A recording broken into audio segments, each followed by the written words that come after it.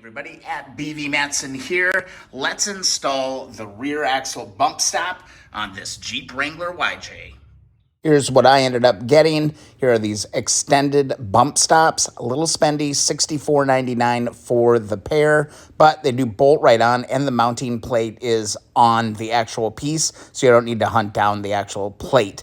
Yeah, pretty straightforward, a little spendy, but they should be in place. A lot of times these bump stops are missing. They prevent that frame or the body dropping down into the axle. There's a little bent there. You can see mine's literally gone. The bolts are there, but the piece is gone. I found this to be easiest by jacking up the car. I placed my jack right underneath the leaf spring plate and get her up off the ground. Once I get it up, I'll get a jack stand underneath it as well. I've also got tire stops on my front wheels. Remember to loosen up your lugs before you get it up in the air. Time to go for a little bit of a ride. Got to get that up enough to get my jack stand underneath that axle. Enough clearance. Go ahead and slide that in there nice and tight. Go ahead and drop the car just a little bit so you get a lot of weight on that jack stand. All right, time to get the tire off. All right, tires off, jack stand in, good to go. Never a bad idea to drop that tire underneath the vehicle as well. Can never be too careful. Let's get after these bolts. Let's hope they come out. I kind of figured these were going to be pretty nasty, so over the last couple of days, I have been reaching up there with some deep creep, hoping that we can break these free. They ain't too pretty though, not too pretty. 13 millimeter. All right, let's see if the gods of war are on our side today. Let's hope we don't break it. That's pretty stuck. I think it turned though. I'm gonna go really nice and easy. Sometimes you get faked out and you think you're turning it, but you're actually just breaking the bolt. I'm pretty sure this one's coming out. I'm just gonna go nice and easy. We indeed got it, ladies and gentlemen. First one came out with that rusty bugger. Fingers crossed on the next one. All right, over on the other side. Let's see if we can get as lucky on this one. Come on, baby. I think it turned a little. Just kind of got to hold your breath for a little while you make sure you're not bending the metal. I think it's coming out though. I think we got lucky. Yeah, we got lucky. We got both of them out, but I just spied another thing that we're going to want to be watching for. Problem here, we got our brake line coming in right across the top of the axle. Looks like there's a little mounting bracket here.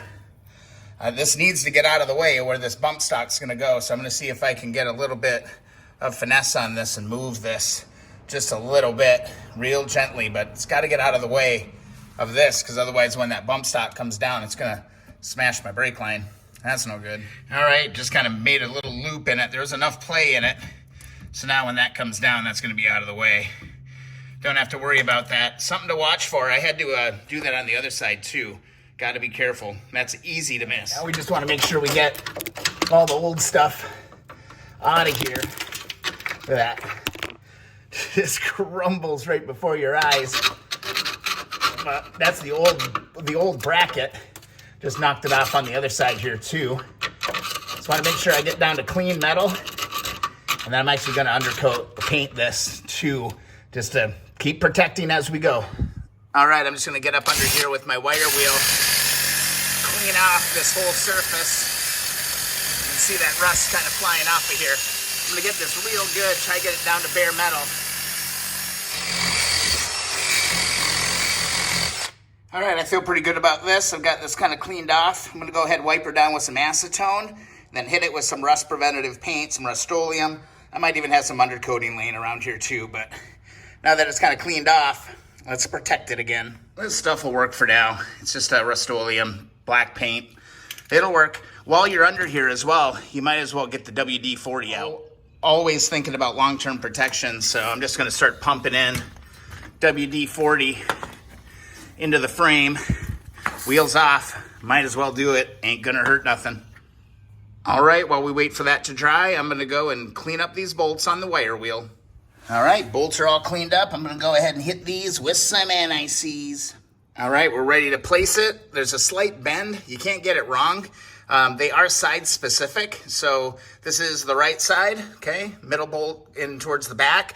And then on the inside, or the outside, I should say, of the frame, is where our mounting position is. So this is the right side. Let's get it in. All right, let's get this thing in. I'm gonna tack in the first one first and just get it hanging there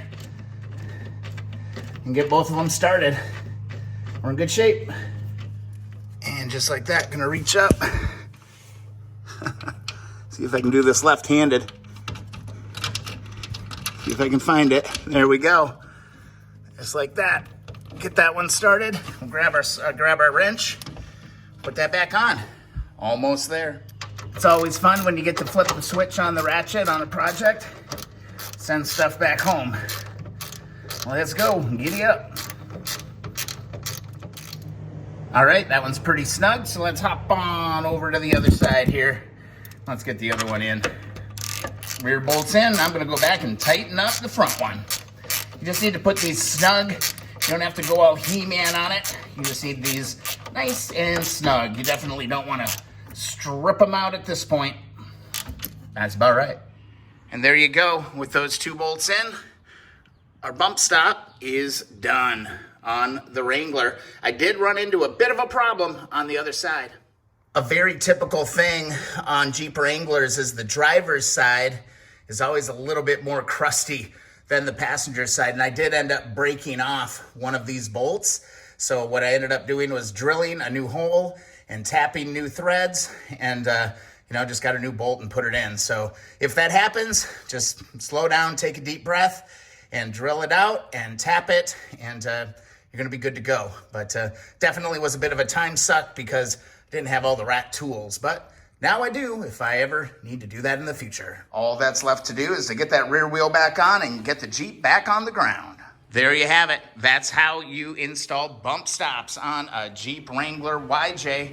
Pretty simple. I suggest you pull that rear wheel off. It makes it so much easier to get that stuff off. So very, very cool. Turned into a bit of a deal on the driver's side, but all is well. If you enjoyed the video, be sure to subscribe. Also, if you want a free sticker, head on over to keeponwrenching.com. And yeah, we'll see you in the next video or live stream.